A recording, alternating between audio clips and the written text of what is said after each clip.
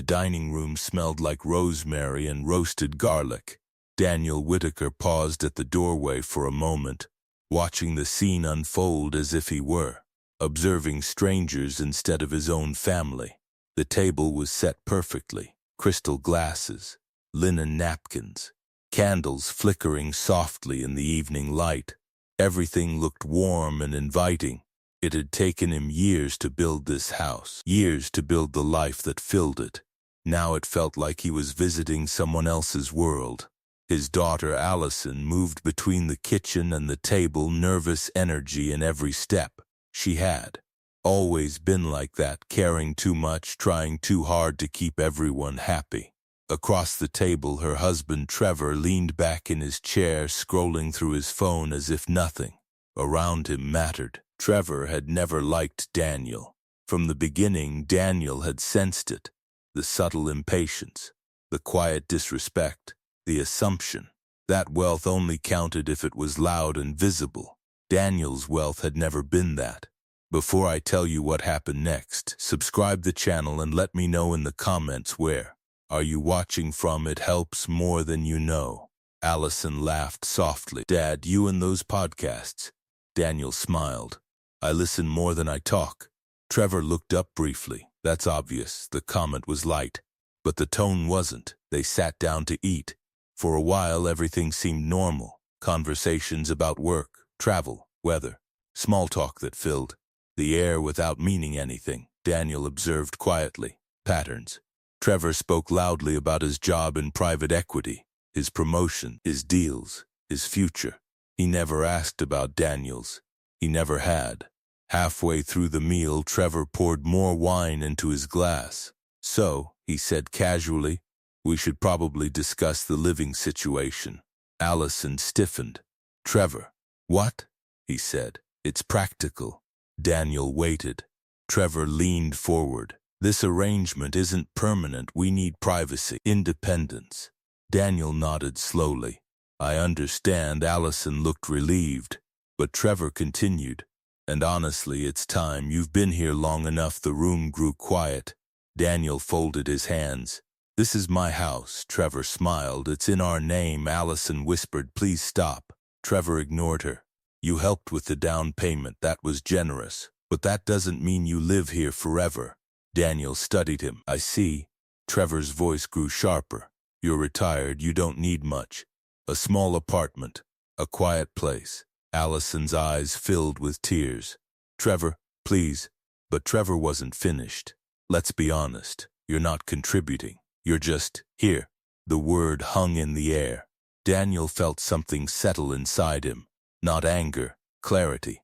He reached for his glass. Trevor raised his voice. By morning, I want you out. The sentence echoed in the silence. Allison stood up. That's enough. But Trevor stood as well, emboldened. You heard me. This is our home now. Daniel looked at his daughter. Her face was pale. I'm sorry, she whispered. Daniel stood slowly. He picked up his napkin and placed it beside his plate. You've made your position clear. Trevor smirked. Good. Daniel turned toward the door. Sleep well, he said calmly. Trevor laughed. Where will you go? Daniel paused. That's not your concern. He walked upstairs. The hallway was quiet. Inside his study, he sat at the desk and opened a drawer. The documents were exactly where he had left them. Years ago, when Allison and Trevor had first asked for help buying the house, Daniel had agreed. But he had never been careless. He had never been naive. Every dollar had been recorded.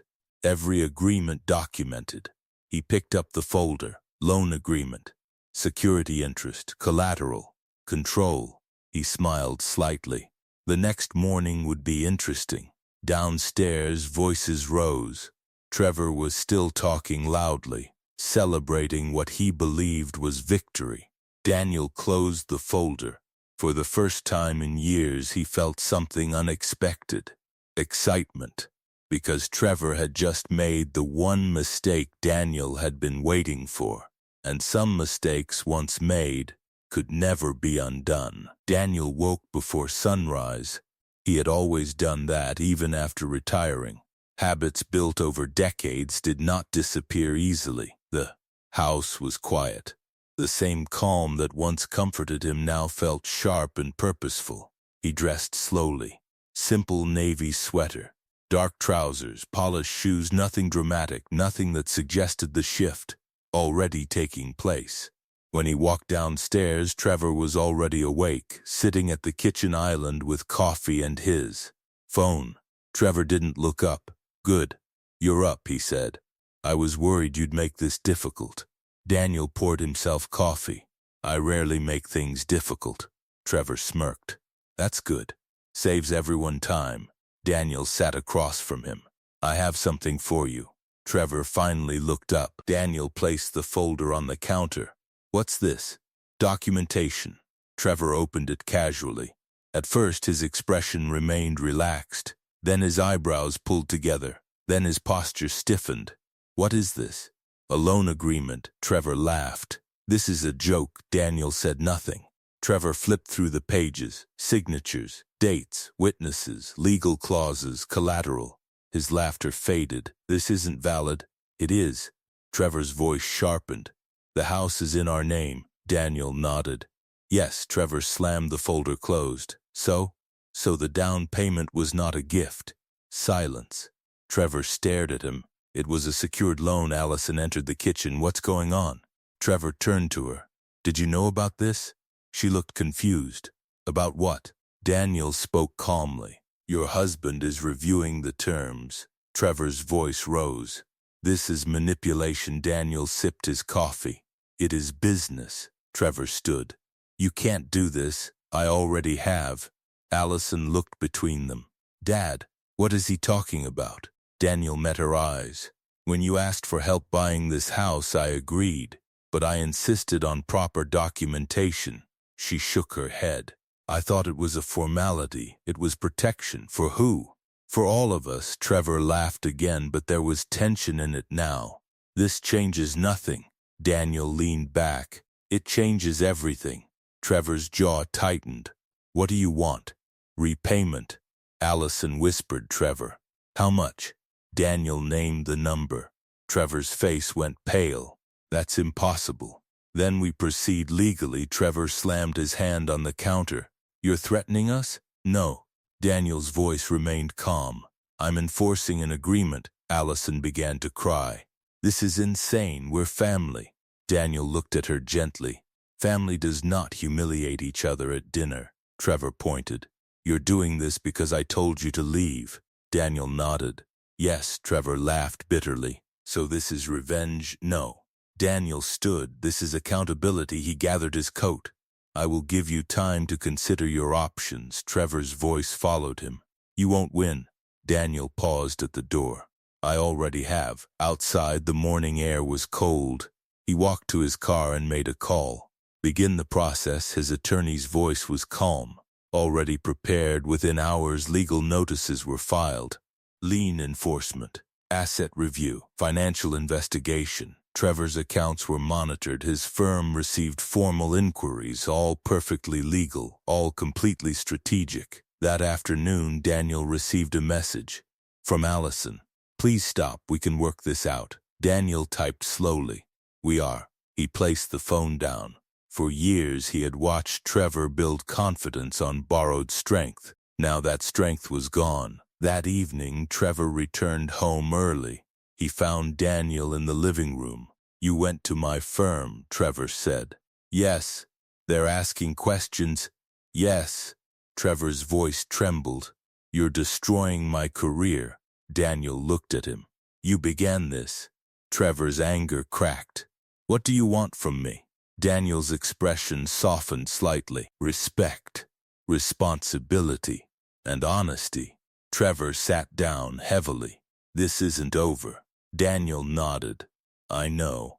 Because what Trevor still didn't understand was that this was only the first move, and Daniel had never entered a negotiation without already knowing the final outcome. The pressure began immediately. By the next morning, Trevor's confidence had already started to crack. Daniel could see it in the way he moved through the house, quieter, sharper, constantly checking his phone as if waiting for bad news. The arrogance that had filled the dining room only days earlier was gone, but arrogance rarely disappeared. It simply hid behind fear. Daniel sat in his study reviewing documents when Allison knocked softly and stepped inside. "Dad, can we talk?" He looked up and gestured to the chair across from him. She sat slowly, twisting her hands together. "Trevor is scared." Daniel closed the folder in front of him. "He should be. This is too much," she said. "His firm is asking questions. They've frozen some of his accounts." Daniel studied her carefully. "I didn't do that." "But you started it." "No," he said calmly. "He started it the moment he believed he could treat people without consequences." Allison's eyes filled with tears. "He didn't mean what he said." Daniel leaned forward. "He meant every word. He just didn't expect resistance." She looked away. "He's under pressure, so am I." Silence filled the room. After a moment she whispered, "He wants to meet." "Privately." Daniel nodded. Tonight, that evening, Trevor arrived early. He stood in the doorway of Daniel's study, uncertain for the first time, since Daniel had known him. "Sit," Daniel said. Trevor did. The silence stretched. Finally, Trevor spoke. "What do you want?" "I told you, this isn't about money." "No." Trevor exhaled sharply. "Then what?" "Control," Daniel said. "Not over you, over the situation you created." Trevor's jaw tightened. "My firm is reviewing every deal I've made. They think I did something illegal." Daniel remained calm. "Did you?" Trevor hesitated. "No." "Then you have nothing to fear." "That's not how it works," Trevor snapped. "Perception matters." Daniel nodded. "Exactly." Trevor leaned forward. "So stop this." "I can't." "Why?" "Because you still don't understand." Trevor's voice rose. "Understand what?" "That this was never just about humiliation." Trevor frowned. "What do you mean?" Daniel opened a new folder and slid it across the desk. Trevor hesitated before opening it. Inside were financial reports, investment summaries, risk analysis. Trevor's face slowly lost color. "Where did you get this?" Daniel answered calmly. "You left your laptop open one night months ago. I didn't access anything illegally, but I observed."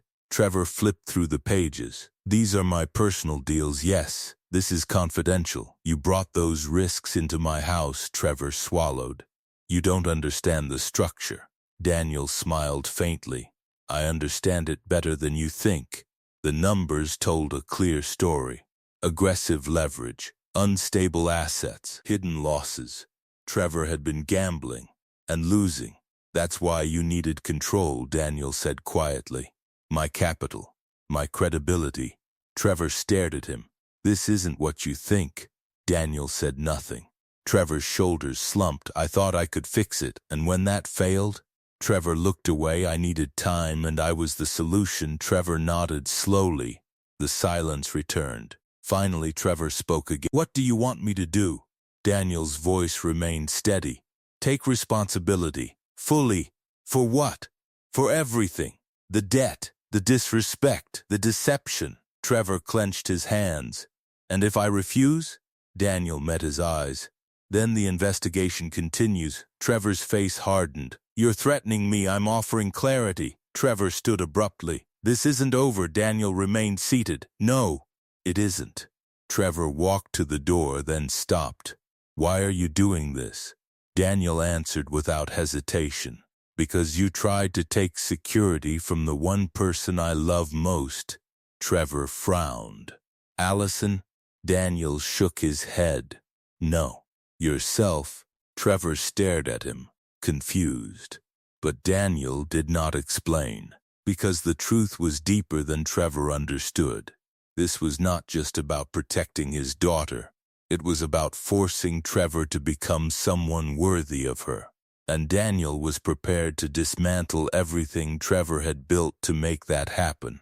The following weeks tested everyone. Trevor returned to work, but nothing felt the same. The quiet confidence that once defined him had been replaced by constant tension. Every meeting felt like an interrogation. Every email carried hidden meaning. His firm had begun a full internal audit. Daniel watched from a distance. He did not interfere. He did not escalate. He waited, because pressure, applied carefully, revealed truth faster than confrontation ever could. One evening, Allison came to see him again. She stood in the doorway of his study, exhausted. "This is destroying him," she said. Daniel set aside his papers. "It is revealing him." She sat down. "I don't know who he is anymore." Daniel's expression softened. "Sometimes people only discover themselves when everything else is stripped away." Allison hesitated. "What if he breaks?" Daniel leaned back. "Then he was never strong enough to begin with." The words hurt her, but they were not meant to. They were meant to prepare her. Days passed. Trevor began making changes. He cut risky investments. He sold personal assets. He paid down debt, quietly. For the first time, Daniel saw something new in him, discipline.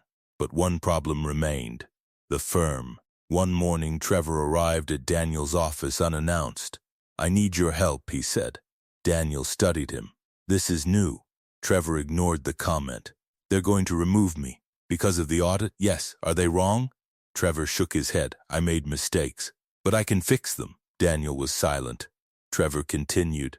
"I need time. If they remove me now, everything collapses." Daniel stood and walked to the window. "What are you asking?" "Intervene." Daniel turned. "You want me to influence your firm?" "I want you to give me a chance." Daniel watched him for a long moment. "Why should I?" Trevor's voice lowered. "Because I understand now." "Understand what?" "That respect is not automatic. It's earned." The silence stretched. Trevor took a breath. "I was arrogant. I thought money made me powerful. But real power is control. Discipline, patience." Daniel nodded slightly. "You're learning." Trevor continued. "I will repay the loan, every dollar. With interest." "That was never in doubt." Trevor looked surprised. "Then why all this?" Daniel's expression remained calm. "Because repayment without change would mean nothing." Trevor absorbed the words. "What do you want from me?" Daniel answered simply. "Consistency." Trevor nodded. "I can do that." Daniel walked back to his desk. "Then here is what will happen." Trevor leaned forward. "You will present full disclosure to your firm. Every risk, every loss, every plan for recovery. They will fire me, not if you demonstrate control." Trevor hesitated. "And you?" "I will do nothing illegal. But I will not stand in your way." Trevor understood. That was enough. Weeks later, Trevor delivered the presentation. It was brutal, but honest. The firm voted. He kept his position on probation. The conditions were strict. Oversight, limits, accountability. Trevor accepted them. Slowly, his reputation began to rebuild. At home, the atmosphere changed. Dinner conversations became quieter, more respectful. One evening, Trevor approached Daniel. "I sold the sports car," he said. Daniel raised an eyebrow. "Why?" "To reduce unnecessary risk." Daniel nodded. "Good." Trevor hesitated. "I also spoke to my parents." "And?" "I set boundaries." Daniel studied him. "And they accepted?" "No, but they will." For the first time, Daniel saw genuine strength, not confidence, not arrogance. Stability. That night, Allison hugged her father. "Thank you," she whispered. "For what?" "For not giving up on us." Daniel smiled gently. "I never intended to." But the process was not finished. Because real change required time, and trust, once broken, had to be rebuilt slowly. Daniel knew that the final test was still ahead, and it would determine whether Trevor had truly become the man his daughter deserved. The final test came quietly. There was no dramatic confrontation, no raised voices, no public moment. That was how Daniel preferred it. Real decisions, the kind that shaped lives, rarely happened in front of an audience. It was a Sunday afternoon when Trevor knocked on the door of Daniel's study. "Do you have a minute?" he asked. Daniel looked up from his desk. "Always." Trevor stepped inside and closed the door behind him. He seemed different now. The restless energy was gone. In its place was something steadier, grounded. "I finished the repayment," Trevor said. Daniel raised an eyebrow. "All of it?" "Yes." With interest, he placed a document on the desk. Daniel reviewed it carefully. Every detail was correct. The final transfer had cleared that morning. Daniel nodded. Well done. Trevor didn't sit. There's more. Daniel looked at him. I expected that. Trevor took a breath. I want to renegotiate our relationship. Daniel leaned back. That is not a legal matter, no, Trevor said. It's a personal one. Daniel gestured for him to continue. Trevor's voice was calm. I spent years thinking success meant control over others. I thought wealth meant dominance. I thought respect came from intimidation. He paused. I was wrong. Daniel said nothing. I humiliated you, Trevor continued. I disrespected you in your own home. I treated you like an obstacle instead of family. Silence filled the room. Trevor's eyes remained steady. I cannot change the past, but I can change what comes next. Daniel folded his hands. And what does that look like? Trevor hesitated. It starts with honesty. Daniel nodded. Go on, I want you to stay here. Not because of obligation, because I want you here. Daniel studied him carefully. Why? Trevor's answer came without hesitation. Because Allison needs her father, and I need someone who will tell me the truth even when I don't want to hear it. The sincerity was clear. Daniel stood and walked to the window. The garden outside was calm, the afternoon light soft and steady. For years he had built his life on quiet, discipline, watching, waiting, acting only when necessary. Now he turned back. I will stay, he said. Relief crossed Trevor's face, but on one condition. Trevor nodded. Name it. You will never again mistake kindness for weakness. Trevor smiled slightly. I won't. Weeks passed. The house felt different. Not perfect, but honest. Conversations were open. Decisions were shared. Boundaries were respected. Allison seemed lighter, more confident. The tension that had once lived in her shoulders was gone. One evening, the three of them sat at the same dining table where everything had begun. Trevor poured wine. This feels strange, he said. Daniel smiled. Growth often does. Trevor raised his glass. To second chances, Daniel lifted his own. To accountability, they drank. Later that night, Trevor approached Daniel again.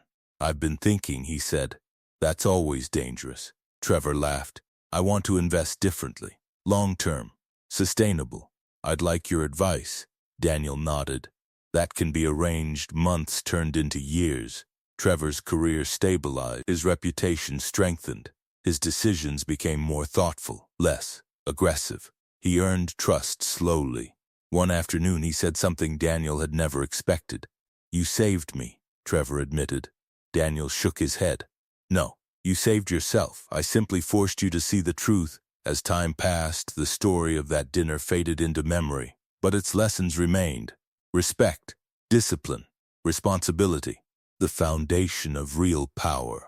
Because the greatest victory had never been revenge, it had been transformation, and the quiet understanding that strength was not measured by how loudly a person spoke, but by how firmly they stood when tested. And if you've been listening this far, subscribe to the channel and let me know in the comments what time it is where you're watching from. It helps more than you know.